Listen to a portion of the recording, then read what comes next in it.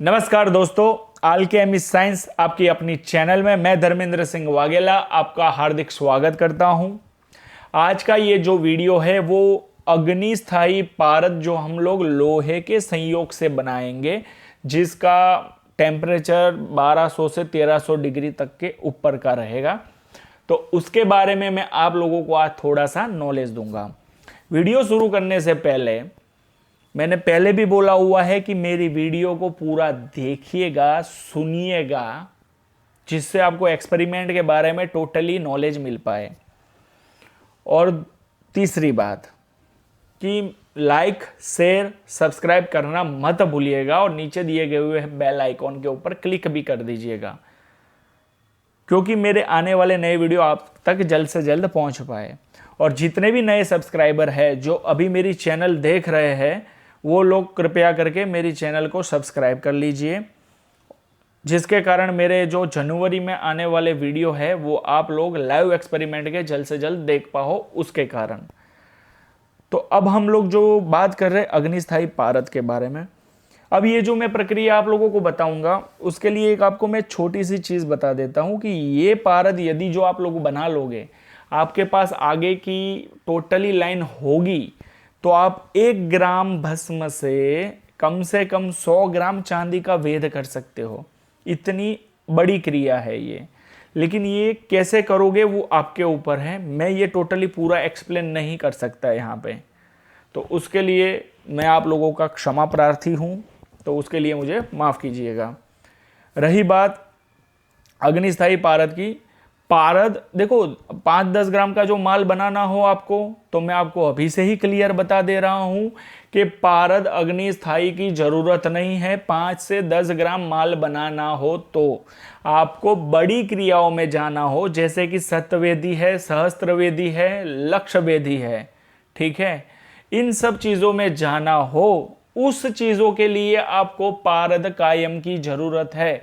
बाकी जो इंसान आपको ऐसा कह रहा हो कि पारद कायम होगा तभी आपका माल बैठेगा, तो मैं धर्मेंद्र सिंह वाघेला उस इंसान को चैलेंज करने की भी ताकत रखता हूँ। बाजार की कच्ची चीज़ों से भी मैं उसको माल बना के दिखा सकता हूँ, उसकी तो बात अलग ही है। लेकिन जितने भी व्यूअर्स हैं ये वीडियो देख रहे हैं, उन लोगों को मैं जो दिमाग में एक भ्रांति घुस गई है उन लोगों के अंदर कि भाई अग्निस्थायी पारद चाहिए, अग्निस्थायी पारद चाहिए, तो वो भ्रमणा में से आप बाहर निकलो, तभी आप सक्सेस होंगे। अग्निस्थायी पारद के जो मैं वीडियो डाल रहा हूँ, तो वो इसलिए डाल रहा हूँ कि जो इंसान को सतवेदी, सहस्त्रवेदी, लक्षवेदी और कोटि वेदियों में जाना हो, उन लोगों के लिए डाल रहा हूँ।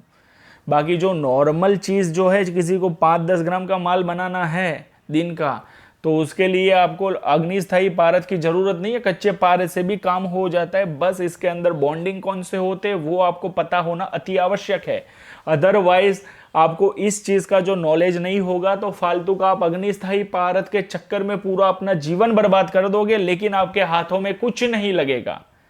इसलिए कच्चे पारद के ऊपर भी कार्य होता है, ये चीज याद रखिएगा। कच्चा पारद यानी बुभुक्षित पारद। बुभुक्षित पारद होगा तो आप कैसा भी माल बना सकते हो, भले वो अग्निस्थायी नहीं है, ठीक है। तो अब वीडियो को शुरू करते हैं। मेरी वीडियो को लाइक कर दीजिए, मैक्सिमम मात्रा में लाइक कीजिएगा ये वीडियो को। और इससे पहले की जो 2 वीडियो आएगी उसको भी आप मैक्सिमम मात्रा में लाइक कीजिएगा, ठीक है। तो अग्निस्थायी पारद कैसे हम बनाएंगे? सबसे पहले आपको 100 ग्राम बुभुक्षित पारद लेना है और 100 ग्राम लेना है आपको शंखिया।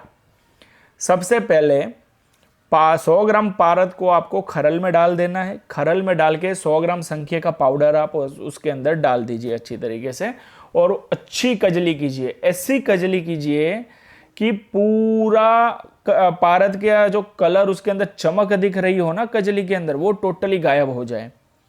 जब ये टोटली गायब हो जाए, उसके बाद आपको इसके अंदर थोड़ी सी मात्रा में कास्टिक सोडा डालना है और उसको थोड़ा हिला के खरल कर लो। खरल करने के बाद उसको धूप में छोड़ दो। जब ये धूप में आप छोड़ दो और ये सूख जाए, टोटली सूख जाए, उसके बाद आपको लोहे की 2 बड़ी सी कटोरी लेनी है, ठीक है। वो लोहे की कटोरी लेके नीचे के भाग में आपको रख देना है ये पाउडर, और ऊपर दूसरी कटोरी आपको बंद कर देनी है। ठीक है, और अच्छी तरीके से संधि बंद कर दीजिए। और पहले जो आपको आंच देनी है वो 3 केजी उपलों की आंच देनी है। तो 3 केजी उपलों की आंच कैसे दोगे आप?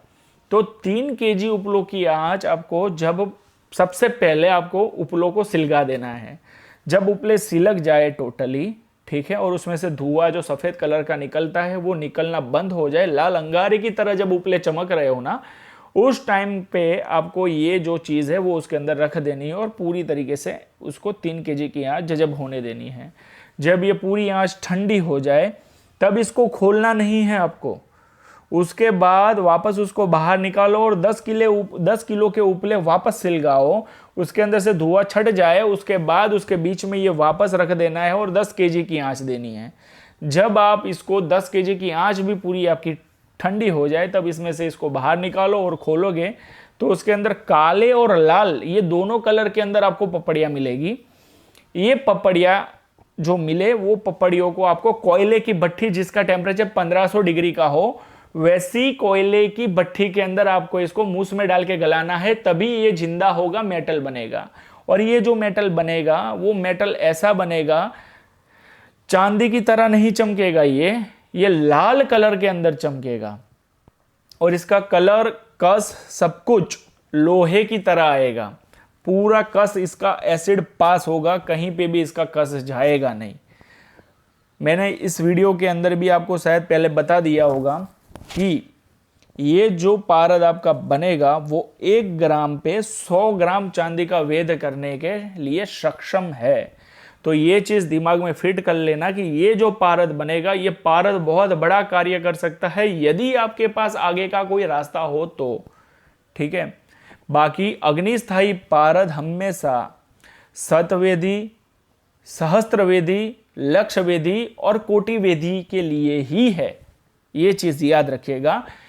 कच्चे पारद से भी कार्य किया जा सकता है। तो जो दिमाग में लोगों ने आपके भ्रमणा घुसाई हुई है कि पारद कायम, पारद कायम, पारद नीम कायम, तो वो चीज़ें गलत है।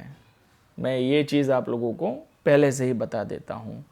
मेरे बहुत सारे ऐसे शिष्य हैं जिन लोगों ने कच्चे पारों से ही काम किया हुआ है और उन लोगों ने माल बनाया हुआ है, यार आज की तारीख में भी माल बना रहे हैं। ठीक है, लेकिन हमेशा एक चीज़ याद रखिएगा कि आपके पास यदि आपका कोई भी गुरु हो ना, तो उसका कभी भी आप अपमान मत कीजिएगा, चाहे उन्होंने कुछ आपको सिखाया हो या ना सिखाया हो, या थोड़ा बहुत भी आप लोग सीख भी गए हो गुरु के साथ रहते रहते, तो अभिमान भी मत कीजिएगा। क्योंकि गुरु बिगड़ा तो इस संसार में ना महादेव आपको बचा सकते हैं, ना आपको विष्णु बचा सकते हैं, ना आपको ब्रह्मा जी बचा सकते हैं। ठीक है, तो ये चीज़ भी सदैव याद रखना। और रसायन के अंदर गुरुओं का ही महत्व है, इसीलिए गुरुओं का हमेशा आदर करना, अपमान मत करना, चाहे गुरु आपका अच्छा हो बुरा हो। यदि आपको गुरु के पास अच्छा ना लग रहा हो तो गुरु को बोल के आप उसका कुछ रास्ता कर सकते हो, बट उन लोगों का कभी अपमान मत करना। अपमान करोगे तो एक चीज़ है सिद्धि, रसायन विद्या के अंदर यदि आपके पास कुछ लग भी गया होगा ना, और यदि गुरु जो कुपित हो गया आपके ऊपर, तो वो जो चीज़ आप कर रहे हो ना उसमें कभी भी आप सफल नहीं हो पाओगे।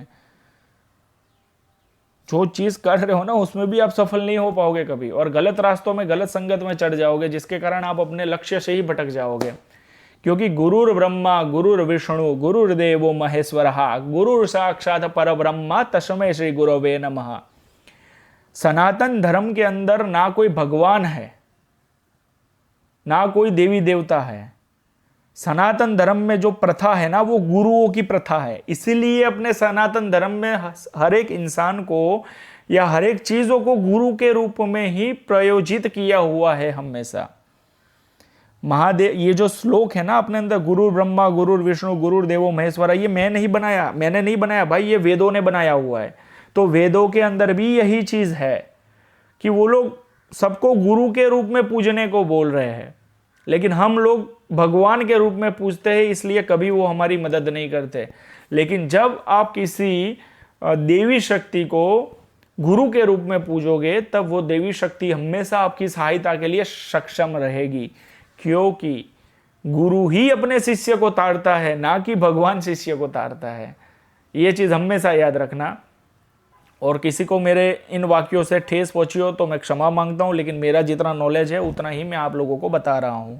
बाकी ये जो मैंने आपको प्रक्रिया बताई है, ये प्रक्रिया बहुत उत्तम कोटि की प्रक्रिया है। ये कोई भी इंसान कर सकता है, जिसमें उसको बहुत अच्छी तरीके से सफलता मिल सकती है। तो धन्यवाद मेरे इस वीडियो को देखने के लिए। प्लीज़ लाइक शेयर सब्सक्राइब करना ना भूलिएगा, और नीचे दिए हुए बेल आइकॉन के ऊपर भी क्लिक कर दीजिएगा, जिससे मेरी आने वाली नई वीडियो आप तक जल्द से जल्द पहुंच पाए। धन्यवाद।